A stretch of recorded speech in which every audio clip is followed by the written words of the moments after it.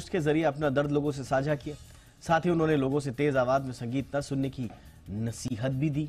ऐसे में आज हम कान की ही बात करेंगे।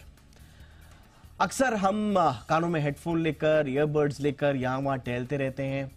ऐसा लगता है कि हम कोई काम बिना आवाज के कर नहीं सकते। और बहुत सारे लोगों में तो हमने देखा है कि सोते हुए भी उन्हें कान में कुछ ना कुछ सुनने की आदत है। बिना कान में कुछ संगीत के, किसी आवाज के उन्हें नींद तक नहीं आती। लेकिन यही आवाज आपके कानों के लिए कितनी घातक साबित हो सकती है, कैसे ये आगे चल के आपकी क्वालिटी ऑफ लाइफ को प्रभावित कर सकती है, आज हम इसी पर चर्चा करेंगे बहुत खास मेहमानों के साथ। पहले ये रिपोर्ट देखिए। मैं लौट रहा हूं देश के इस मामले के चोटी के विशेषज्ञों के साथ।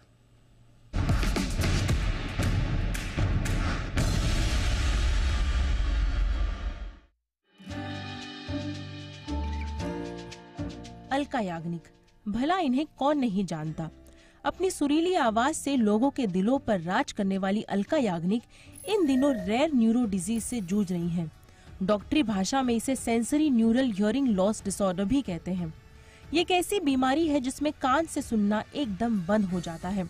इस बीमारी की चपेट में आने के बाद अलका याग्निक ने लोगों को ऊंची आवाज में संगीत नहीं सुनने की नसीहत दी है। अब आप सोच रहे होंगे बहरापन तो सुना है, लेकिन ये sensory neural hearing loss disorder भला कौन सी बला है। दरअसल इस स्थिति में कान के अंदर दिमाग तक जाने वाली उन नसों को नुकसान पहुंचता है जो साउंड को दिमाग तक पहुंचाती है। ऐसी स्थिति में सुनाई देना कम हो जाता है और कई बार अचानक से पूरी तरह सुनाई देना बंद हो जाता है। अब सेंसरी न्यूरल हियरिंग लॉस की वजहों पर बात करते हैं। ये तेज आवाज, लंबे समय तक हेडफोन इस्तेमाल करना, बढ़ती उम्र, डायबिटीज, विटामिन B12 की कमी, विटामिन D की कमी, मेटाबॉलिक समस्याएं, वायरल इन्फेक्शन और कान की नसों की कमजोरी रेयर न्यूरो डिजीज की वजह बन सकती है।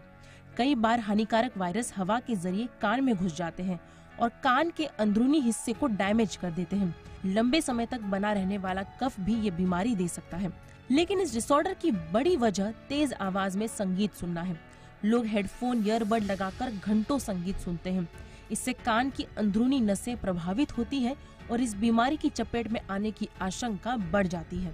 सेंसरी न्यूरल हियरिंग लॉस के लक्षणों की बात करें तो सुनने में दिक्कत आना, 2 से ज्यादा लोगों की बात समझ नहीं आना, एक कान की अपेक्षा दूसरे से कम सुनाई देना, कानों में गूंजने की आवाज आना, अचानक से सुनाई देना बंद हो जाना इसके खास लक्षण हैं।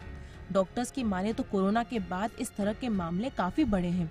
कुछ मामलों में एक कान से सुनाई देना कम होने लगता है और कुछ महीनों बाद सुनाई देना एकदम से बंद हो जाता है।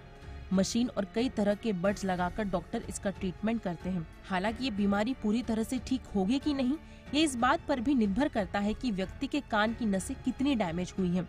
फिलहाल तो इस बीमारी से बचना है तो कान में संक्रमण की स्थिति में तत्काल डॉक्टर को दिखाएं।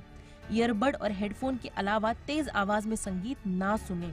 एहतियात ही इस बीमारी का सबसे बड़ा बचाव है। ब्यूरो रिपोर्ट, जी मीडिया।